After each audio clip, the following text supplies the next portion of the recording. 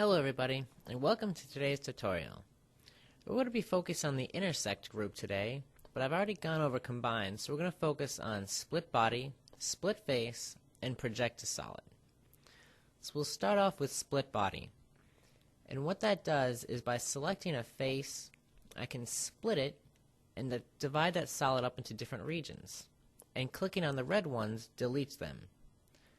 So also with clicking on faces, I can click on a closed loop of edges to delete that or chop it off the model. So I can also select on more complicated surfaces, like this rounded one here, and delete things away, but I want you to notice how it cut through the side of the surface here. So what I could do to avoid that is go to our options, and I won't extend the faces, because that's automatically checked. So now it only deleted the things or chopped off the material that was on that face. So now merge with done is when I divide the model up and chop it up, but notice that we have two sections here. So when I leave the tool, those automatically get merged back together, so you don't have to do another step to combine them. So now we'll look at split face. Split face operates by selecting the face you want to be split and then selecting a surface on the same model to split it with. So I can select on that face, and now it's split. So another way to do that is with our button tool here that allows you to select a point and now split the face by that one point. So let's split it here. Now the third option there is a split by 2 points.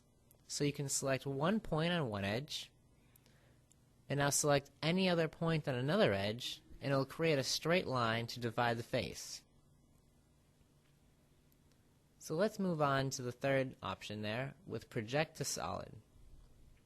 So I have a model set up here, and I want to click Project to Solid and then click on a solid, and that'll project the solid below it or above it.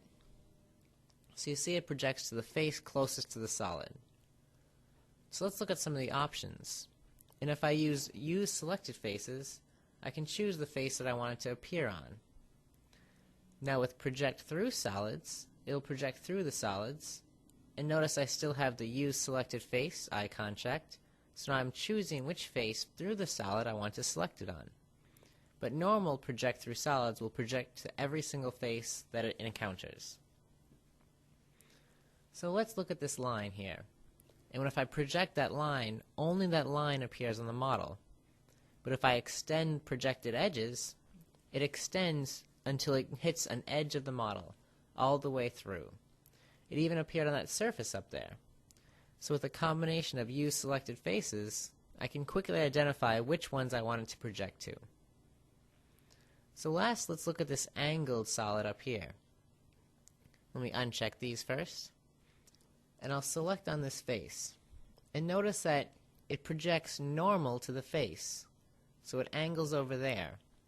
And if you want to direct the projection, you can Alt-click a face or an edge to give a direction to the projection. So I can project it straight down or at a backwards angle. And by holding down Alt and selecting one or the other, I can change which way I want it to go. So I hope this has been helpful in showing you how you can use split body, split face, and project to solid in your daily modeling. Thank you for watching.